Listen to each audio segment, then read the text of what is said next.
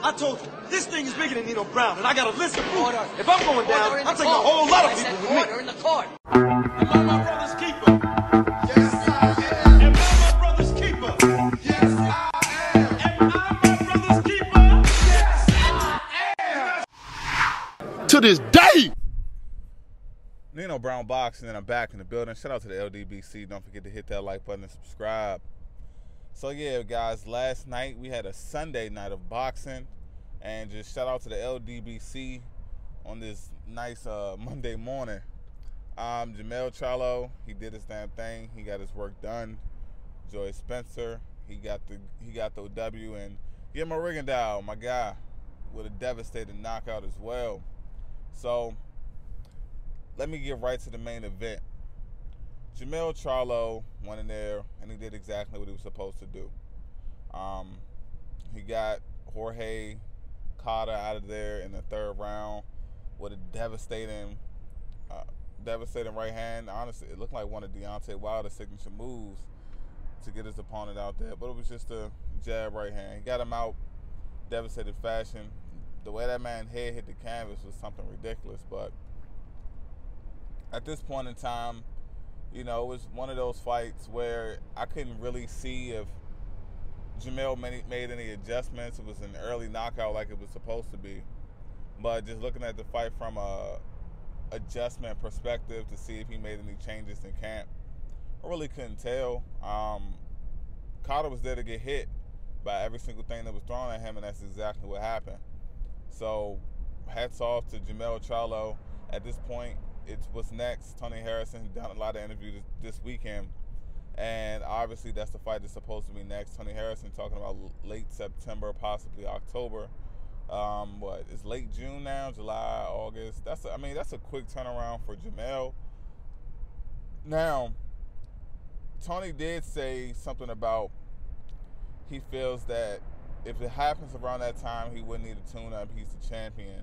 And then he was saying, well, if the fight takes too long, he will possibly need to tune up. I don't know. Harrison was, you know, he sounded kind of weird to me this weekend. He was all over the place. I feel like he should have stayed his ass in the house, because literally in the same 1 minute segment, he said a tune-up, that's some bitch shit. He don't need that. He the champion. But then he said, well, if this and this happen, yeah, I'm going to need a tune-up. I don't know, man. Harrison was all over the place. And I don't know if this devastating knockout made him nervous. I don't know what it is, but it's just Tony Harrison, to me, he didn't sound too sure of himself this weekend. He was going out of his way. I was looking at Fred videos. Shout out to Barbershop Conversations. I was looking at Fred video, and it was just weird. Like, Tony Harrison was going out of his way to say, you know, I can give you my doctor number. I can give you my doctor number. And he said that multiple times to Fred. Now, the way I look at it is, man, if you're injured, focus on your injury, focus on your rehab, focus on getting better, and focus on training. You don't have to prove anything to anybody. That's how I would look at it if it was me personally, or if I was in Tony Harrison's camp. And that was the type of attitude that he had in the beginning. Maybe because the cameras came out this weekend, you know, Harrison felt some pressure. A lot of people think he was faking. I don't know the energy in the room when it came to people that was approaching him or people that was around him. Obviously, it came up when discussing Jermell Charlo, and it came up when it's discussing Tony Harrison. But it was just weird. He should have just stayed his ass in the house because the energy was off. I was one of the people, I felt like Tony Harrison didn't have to fake an injury. And, I'm one of the people to say, if boxing is a hurt business, we talk about how it's a hurt business so much. Why is it so ridiculous once somebody gets injured? Why is it automatically that they're faking? Now, Tony Harrison, to me, Tony Harrison more than anybody else in recent memory has made me feel that he possibly could be faking this damn injury. I mean, one, the interview he originally did, I looked at that, I was like, okay, maybe that's a coincidence.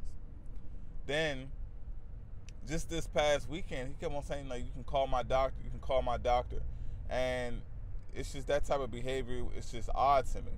And then he said something else about, you know, it would have, even though it's not, you know, a fake injury, me faking the injury would be a good strategy to get into his head. And I'm like, Tony, like, why the fuck you keep saying this goofy ass shit?